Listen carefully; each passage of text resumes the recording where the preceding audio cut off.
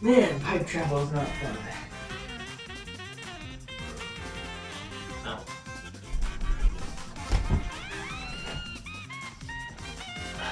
Hello, I'm the Crimson Overlord, and you look disappointed. Only because you aren't here to see me. Rather, you're here to see this. This is the Super Horn Jukebox, planned and built over the course of 2.5 years. With over 900 songs, this jukebox can play every single song the Mario Kart series has to offer. Arcade titles not included, and the majority of Mario Kart World soundtrack that isn't Mario Kart related, not included as well. I modeled the jukebox in a CAD software called Rhinoceros, and printed the models on my Ender 3 S1 Plus. So that way I didn't have to break the model into small chunks in order to print it. I still have the testing pieces with me to this day. The prototype pieces I speak of in the video are not actually in my possession anymore. They've been thrown out, unfortunately, but they will be featured in the pictures after the video. So, this video's been a long time coming. For now though, let me demonstrate the functions, and then I can go documentary mode. Alright, I brought my camera over here so you can see the screen. For demonstration purposes, I have a surface over there with, you can see my script on it, but it also has Audacity running in the background, so that way you can hear what it would be like to be in the room with the Super Horn, considering the funnel on the other side of this is facing towards the surface. We'll start with Music Colette, which is a no ads, no Wi-Fi required music player app. I use it every day. This is an ad, but it's not sponsored. I just love the app so much. Now, like I mentioned before, this thing has over 900 songs, totaling in at 981, not including Mario Kart World soundtrack. I have not gotten around to adding that. And with those 980 songs, you also have 34 hours of music, rounding up. In the Artist tab, you'll see all the special artists, plus the games that the music is from. I can't quite get... No, I can, actually. There's all the Mario Kart games that are on this jukebox in one screen. And in the Albums tab, you'll see they are arranged in cups and miscellaneous albums. So, I've already played Super Circuit music in the beginning of this video, so I'm not going to demonstrate with that. I will, however, demonstrate with probably one of the best openers ever before Mario Kart World came out. The title screen. Where is it? There it is.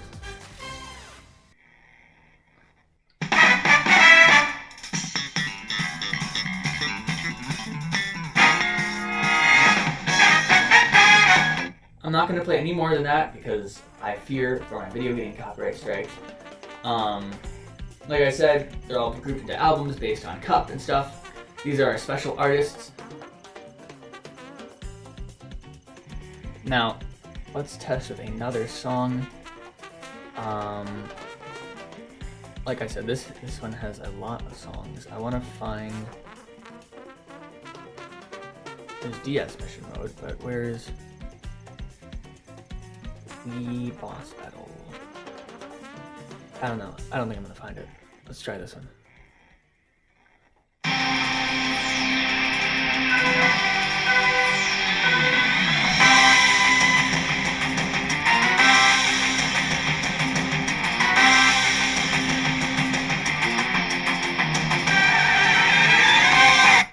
Alright, found one. There it is.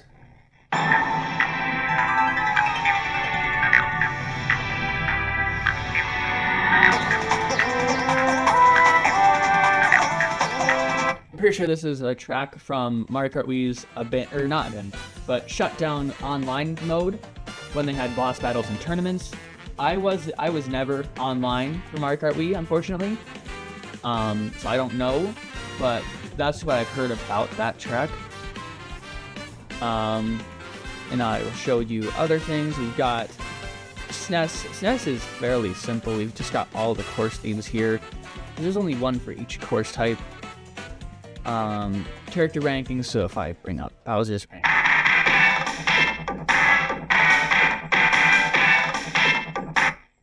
there you go. And no Mario Kart video is complete without hearing the Mario Kart light.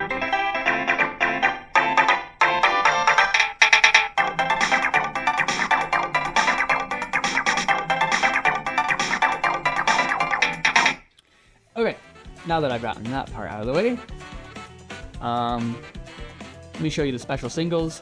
I mean, I have to credit these guys. They're credited in the original creation of this thing. We've got Dolphin Shoals, beautiful remix of Dolphin Shoals Made Deluxe by the 8-Bit Big Band. Amazing orchestra. There's Dry Dry Ruins by Rocket Start, which is just a really good remix of Dry Dry Ruins. Probably bumps up my favorite ranking for that track by a few points. And Moo Moo Meadows by Family Jewels. Start with Dolphin Shoals.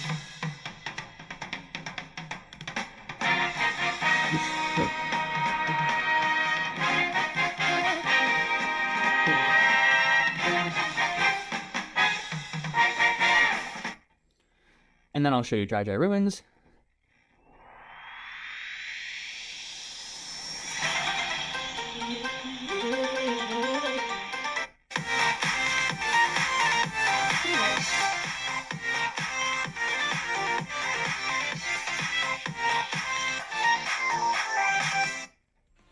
Unfortunately, I don't think we have time for Family Jewels' Wii Moo Moo Meadows remix, so we're gonna move on. As you can see, all these covers, there's more covers than there are songs.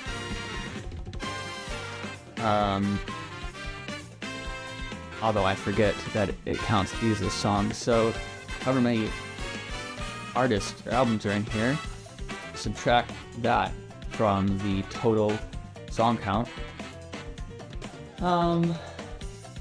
Like I said, 981 songs. That means I made over 1,000 album or 1,000 song covers.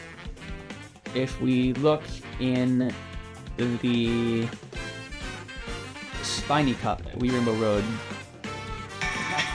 Wii Rainbow Road's a bad example. There's only 2 of that one. I'm gonna find Wario's Gold Mine or normal Dolphin Shoals, which should be in the Star Cup, I think. There it is. Look at how many variations there are for Dolphin Shoals. Dolphin Shoals, underwater, underwater cave, front running, underwater front running, underwater cave front running, replay, replay front running. With just these ones, there are 8 variations of Dolphin Shoals. For most songs in Mario Kart 8 Deluxe Library, I had to make 2 to 4 variation covers. For Dolphin Shoals, I had to make 8. So we will add these to the current queue. I also want to show you Mount Wario. And another thing, Electronome. Anti-gravity, clapping, front running, anti-gravity, front running, clapping, front running. There's also Mount Wario with multiple lap variations. That leads to another 9 remixes, or another 9 variations. So I'm gonna turn down the volume and skip the songs just so we can get through this part. Obviously, Dolphin Shoals, normal. Then going to underwater, there's a cheap sticker from Mario Kart Tour. Going to Underwater Cave, we've got the Unagi. Front running, we've got First Place showing up. There's Lakitu for the replay. There's the Underwater front running. There's Underwater Cave front running. Mount Wario, Lap 3. Lap 3 normal. Lap 2 Part 2. Because Lap 2 is split up into 2 sections. There's Lap 1. The lap counters are taken from Mario Kart DS's pixel art and restylized. Yeah. So for those 2 tracks, there's 17 variations, which is crazy. That goes for a few tracks in Mario Kart 8 Deluxe. Not often across the other games, but like I think Mario Kart 7 had front-running beats, but I don't think I included them. Get out of this menu. 8 Deluxe to date is the only game with front-running beats on the Super Horn, so yeah, it's pretty cool. Okay, we're gonna go to this slide, VLC. I've done so many takes with this. VLC. Some of these videos don't work. They're missing codecs, decoders. So, unfortunately, we're just gonna deal with this. I think the funniest one I have is this one.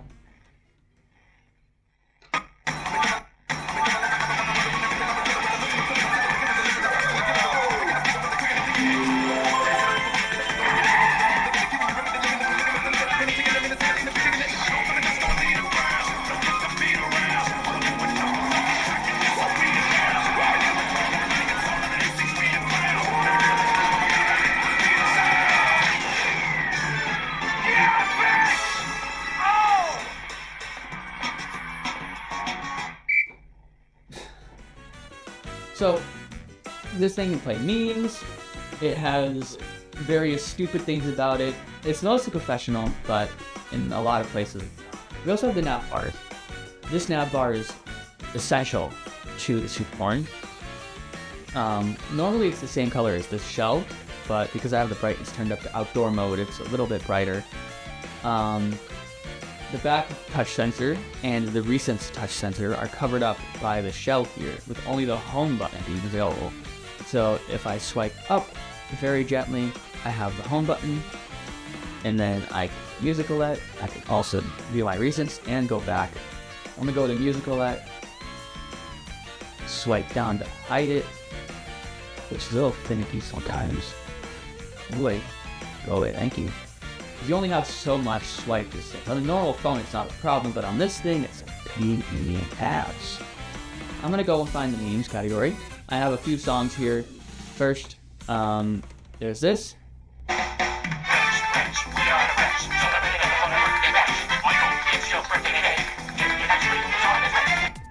Obviously, I can't show much more of this copyright, but I will link every single thing I mentioned in this video that isn't an official Nintendo thing in the description so you can find it yourself. Here we go.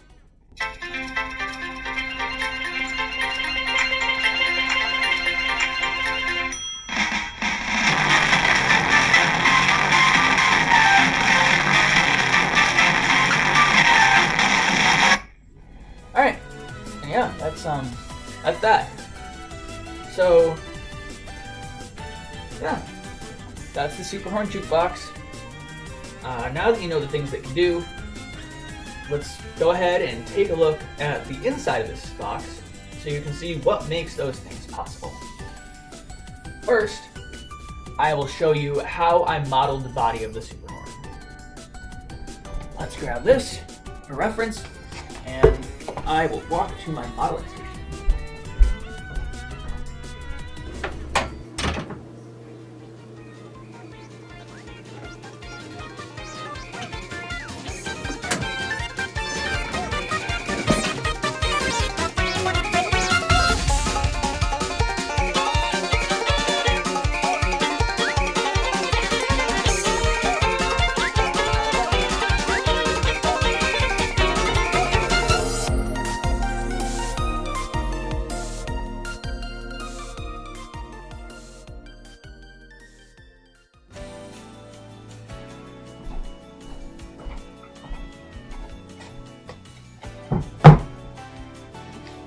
There we go.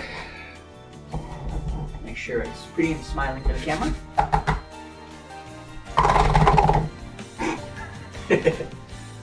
So, that was a reconstruction. I did not model this entire thing in a half hour. I did not perfect everything about this 3D print in a half hour of modeling. This took months of dedication and re-engineering to make sure things worked. It took prototyping. It's one of my, honestly, I think it's top 5, probably top 3 for most in-depth modeling project. The flip phone SP definitely beats this thing. Like, no doubt. Because a lot of this project was guesswork. But like I said, that video was a reconstruction. Again, obviously I did not model this thing in a half hour. Over the course of a few months, what you just saw is a half hour, so very, very, very, very compressed version of what it took me to make that. You saw my 3D modeling software, Rhinoceros 3D Modeler. I learned that software initially in a high school course, and while it's been in my life for nearly a decade since then, I've been keeping up with the software as time goes on, and using it for everything from art. I make a lot of dry Bowser art. I used to, at least. I gotta get back into that. I used to make a lot of dry Bowser art, and obviously I use it for 3D printing. Like, very obviously. And I'll put up a few, bam, bam, bam, bam! I'll put up a few pictures, bam! 3D prints I've done. And obviously I'll have my WordPress right there! In the corner. Here's one more dry Bowser. Like I said, I use it for everything 3D printing and 3D modeling. It's basically my main software at this point. As I said prior, I printed this thing on my Ender 3 S1 Plus, which is an FDM 3D printer, which stands for Fused Deposition Molding. Maybe it is molding. Fused Deposition Molding 3D printer. It has a 300 by 300 millimeter build plate and allows me to print large objects that many other printers will be unable to print in one piece.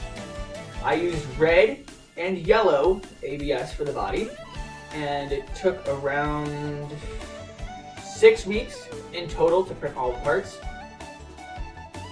Epoxy resin was used to seal the box in tandem with hot glue to keep the epoxy glue in place. And embedded in this box is a 5-watt 8-ohm full-range driver. So that's around here behind the little thing, the nose, the schnoz. And that's wired up to a 5-volt audio amplifier from, I think it's D-Rock on the inside of this thing. That amplifier is connected to power via a voltage cap from the tablet. And obviously, I know the tablet puts out 3.7 volts, which it isn't ideal for a 5-volt amplifier, but it gets the job done, and it also happens to prevent the speaker from burning out if the audio volume gets too high. The brains of this thing is a Samsung Galaxy Tab A6 tablet, of which I killed 2. I'm a murderer. I murdered 2 of this tablet when I was developing and testing the model in general circuitry layout. While I killed 2 bat tablets in cold blood, that also left me with their corpses from which I could ransack their batteries from, and I took the 2 batteries from the dead ones and the battery from this one and pancaked them, resulting, well, I mean, obviously they're smaller. Like, each tablet battery is 4,000 milliamp hours. So when I pancaked them together, I wired them in parallel, and I got a final battery capacity of 12,000 milliamp hours. Explosion. That's a lot of power. That's a lot of charge, that's a lot of time. That expanded battery capacity allows this thing to play at, well, 20 hours at 50% volume. The battery can be fully charged from absolute zero in about 24 hours via the USB-C port located on the bottom right corner of the interactive face. So that would be right here. I can angle it right, you can see a bit of the USB-C port. This project in front of me isn't just a cool thing I made. This is the culmination of my modeling and printing knowledge. When I look at this thing, I don't just see cool Mario Kart thing I made. I see so much more. I see my persistence. I see my smarts. I see my love for the Mario Kart series and its music. And I'll talk about the culmination of my love for the Mario Kart series in another video. Just for now, don't look there. Don't look there. Now I'm fucking crying on video. This is stupid. To everyone still watching, I want to thank you for sticking around to see this thing.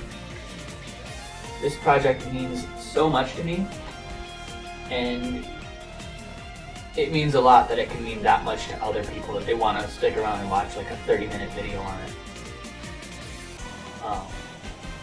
This project was motivation for me for 3 years. Not that I didn't have anything else to look forward to, but just in general, this project it's amazing.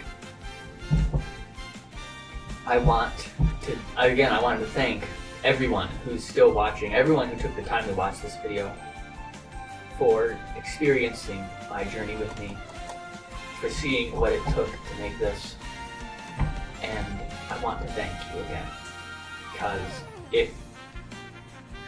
if something stupid that I made with like this can bring entertainment to a couple people for half an hour, then I feel like I'm doing something right on YouTube. I think I'm going to be one of those YouTubers who hibernates for a year or so and then releases a video. It likely won't be for a long time that a project of mine exceeds the time it took to create this jukebox and this video. So I'm probably going to go hibernate, go back to the Mushroom Kingdom. Like I said, thank you so much for watching. It means a hell of a lot that you want to watch something that took me 3 years, way too long, to make. After I warp on out of here, I'm going to have I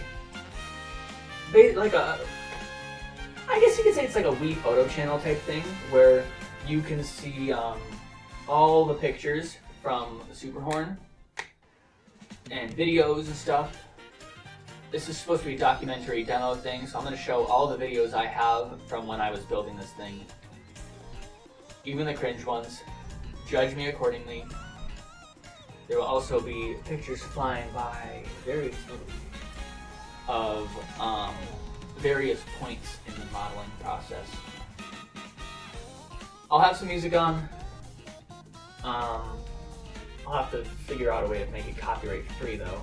So yeah. Thank you. Thank you for sticking around. And stay tuned for my next video. For now, I'm going back into hibernation in the Mushroom Kingdom. See ya, fuckers!